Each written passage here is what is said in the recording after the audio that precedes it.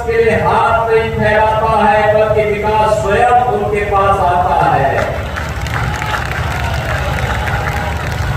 याद करिए, कभी ये क्षेत्र खनन माफिया और भू माफिया के लिए जाना जाता था, और आज अच्छे जनप्रतिनिधि आप चुनते हैं, अच्छे सांसद चुनते हैं, अच्छे विधायक चुनते हैं,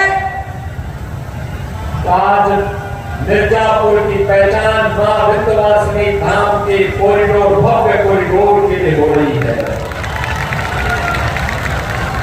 आज मां विंध्यवासिनी धाम में अपना स्वयं मिर्जापुर का मेडिकल कॉलेज है।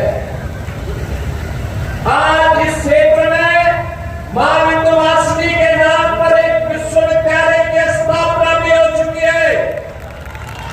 और अब तो याद करिए, देश के यशस्वी प्रधानमंत्री आदरणीय श्री नरेंद्र मोदी जी ने इंटरनेशनल सौर एलायंस के लिए फ्रांस के प्रधानमंत्री को लेकर के स्वयं यहां पर आए और यहां पर सोलर का सबसे बड़ा प्लांट का उद्घाटन स्वयं किया था।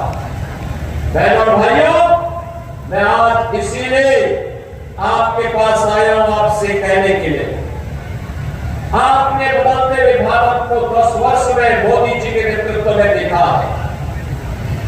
आपने पिछले 10 वर्ष के अंदर बदलते हुए मिर्जापुर क्षेत्र को देखा है, विंध्य क्षेत्र को देखा है।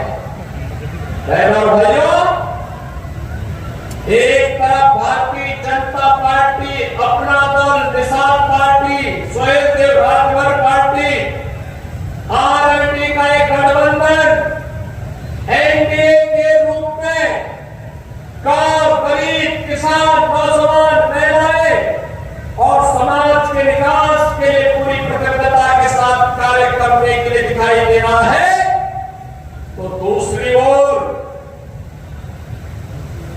समाजवादी पार्टी, कांग्रेस का इंडी गठबंधन है। बहनों और भाइयों, कितना झूठ और फरेब इनके द्वारा कहा गया। इन्होंने कहा था खटाखट चुनाव के बाद, क्या खटाखट से किसी को एक बार रुपया मिला क्या? किसी को पैसा मिला क्या? आप समाजवादी पार्टी और कांग्रेस के लोगों से पूछोगे पैसा कहां गया। बहनों भाइयों, ये तो मां विंध्यवासिनी का धाम है, नारी शक्ति के जागरण का धाम है, नारी अस्मिता और नारी स्वाभिमान का धाम है। और हमारी परंपरा में कहते हैं, यत्र नारस्तु पूज्यते रमते तत्र देवता, जहां साक्षात मां विंध्यवासिनी स्वयं विराजमान होकर के, मां स्तुति स्वयं विराजमान होकर के अपने आशीर्वाद बरसा रही हो, उस पावन धरा समाजवादी पार्टी के लोगों ने तो आज वहां भी नहीं छोड़ा। बहनों भाइयों, देव सफाई, बिटिया घबराई, आज आप देख सकते हैं। और मैं इसीलिए आपसे कहने के लिए आया हूं, अयोध्या में एक निषाद बिटिया के साथ इन समाजवादी पार्टी के नेता मुइन खान के द्वारा क्या व्यवहार किया गया था। अब आप बताओ, इसमें क्या कार्रवाई नहीं होनी थी क्या? कार्रवाई होनी चाहिए थी ना। और हम लोगों ने जब कार्रवाई की तो ऐसे लगा जैसे समाजवादी पार्टी के नेता जमीन आसमान ठीक कर देते। कन्नौज में एक बेटी के साथ किस प्रकार का व्यवहार समाजवादी पार्टी के नेता के द्वारा किया गया। और इसीलिए मैं कह रहा हूं, देख सफाई, बिटिया घबराई, ये समाजवादी पार्टी आज यहां तो एक प्रोडक्शन हाउस बन गया है माफिया और अपराधियों को पालने का। प्रोडक्शन हाउस है, यानी जहां पर हर दुकान अपराधी, हर दुकान माफिया, हर दुकान दुष्कर्मी, जहां से पैदा होता है और इसके सीईओ अखिलेश यादव है।